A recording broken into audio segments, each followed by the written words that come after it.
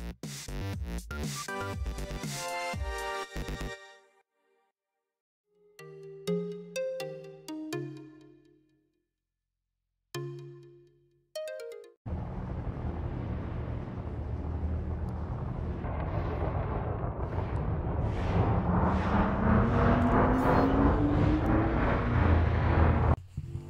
it's Double1975 and today I'm taking a look at the Diamondback Explorer.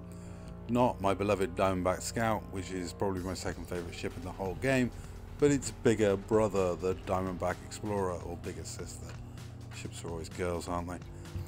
And I gotta say, this ship suffers really badly from bad power distributor and bad power core. It's basically its problems. It's a heap of junk, really. It's unfortunate. The Diamondback Scout is one of the best ships in the game. The Diamondback Explorer is one of the worst, at least when stacked up against its peers. It's in that price bracket which puts it against the Vulture and the Imperial Courier, which kind of leaves it as a massive disadvantage. It does have the lovely Lakon cockpit, and I do like the cockpit view. There's a lot of good loose wiring going on, which is very typical of Lakon ships. It just struggles because, like I say, you can put a reasonable weapons loadout on it and you're running short of power already. It's very tough to get a good build together. I tried the multi-cannons to get the shields as strong as possible.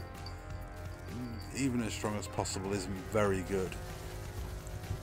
I would do better in a Diamondback Scout in the resource extraction site than I would a Diamondback Explorer, because the Diamondback Scout has things like maneuverability, which seems to be greatly lacking in the Diamondback Explorer.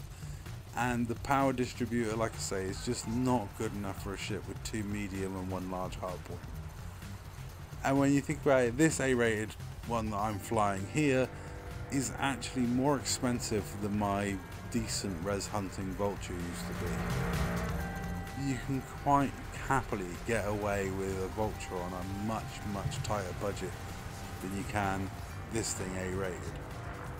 And the only positives, like I say, the cockpit is great. You'd expect it to be, it's a Lakon.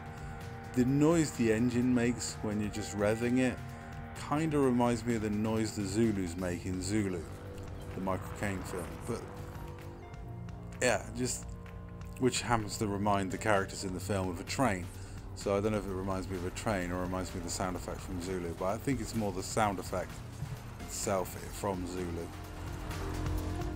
Now, this build, I stuck all multi-cannons on it, which kind of didn't really work because I was basically using multi-cannons and then covering up the fact the shields were shit by putting 2 A-rated shield boosters on, because I saved power by using 3 medium hardpoints instead of 2 medium 1 large.